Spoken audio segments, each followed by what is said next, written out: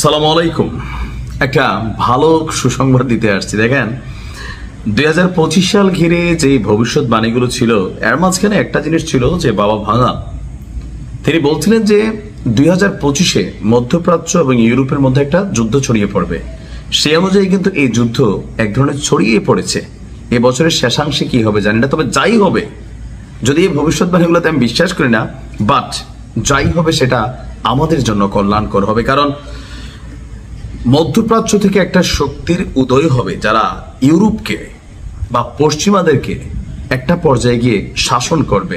তা আপনি যদি একটু ক্যালকুলেশন করেন, মধ্যপ্রাচ্য মানে আরব রাষ্ট্রগুলোতে কারা সেই শক্তি?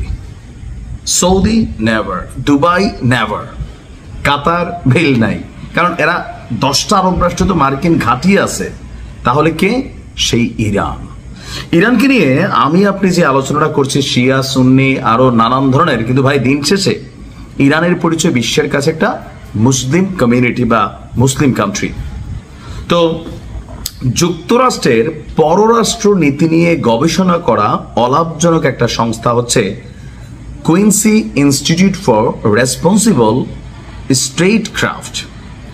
এই সংস্থাটা দীর্ঘদিন যাবৎ ইরানকে নিয়ে গবেষণা করছে। তারা বলছে যে যুক্তরাষ্ট্রের জন্য ইরান হুমকি হয়ে উঠছে। আপনার বাস্তবতা হলো দুটি পারমাণবিক শক্তিধর দেশ ইসরায়েল এবং যুক্তরাষ্ট্র একটি অপারমাণবিক রাষ্ট্র ইরানের উপর হামলা চালিয়েছে। যদিও ইরান তাদের আক্রমণ করেনি, সংঘাত শুরু করেছিল যুক্তরাষ্ট্র এবং তার মিত্ররাই।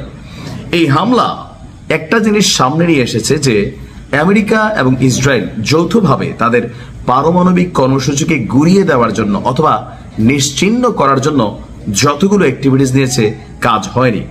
তথ্য বলছে এই হামলার পর ইরান আগামী 5 থেকে 10 বছরের মধ্যে আনুষ্ঠানিকভাবে পারমাণবিক অস্ত্রধারী একটা রাষ্ট্র হয়ে উঠবে।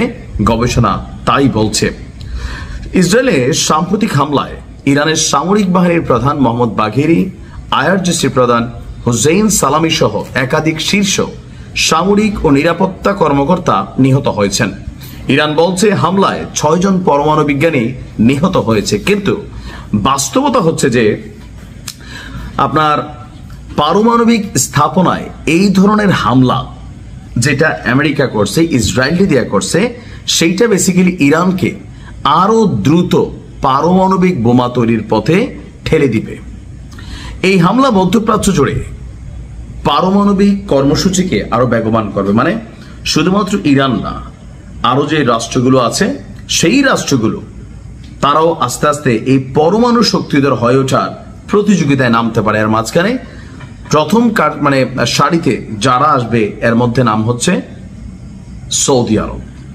তবে আমার ধারণা সৌদি এটা পারবে না। বলে আপনি কেমনে জানেন? দেখেন, সৌদিতে মার্কিন সামরিক ঘাঁটি আছে। তো একটা দেশে যখন আরেকটা দেশের সামরিক ঘাঁটি থাকে, সেই রাষ্ট্রটার মধ্যে আপনি পারমাণবিক কর্মসূচি চালাবেন গোপনে, এটা কখনো সম্ভব হবে? ইরান একটা সিস্টেমে চলে। যদি কেউ সামনে চলে যায় সেটা হবে আফগানিস্তান।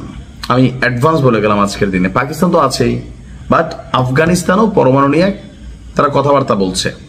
সবাই কিন্তু প্রথমে পজিটিভই বলে, কিন্তু খেলা শুরু হয় ভিন্ন জায়গা থেকে। তা আমার ধারণা আগামী 5 থেকে 10 বছরের মধ্যে মধ্যপ্রাচ্যে একমাত্র পরমাণু শক্তিধর দেশ হবে ইরান। কলিজার মধ্যে টালগা ফিলিংস থাকে। আমার খুব ইচ্ছা হয় বাংলাদেশও যেন এটা থাকে। ভালো থাকুন। আসসালামু আলাইকুম।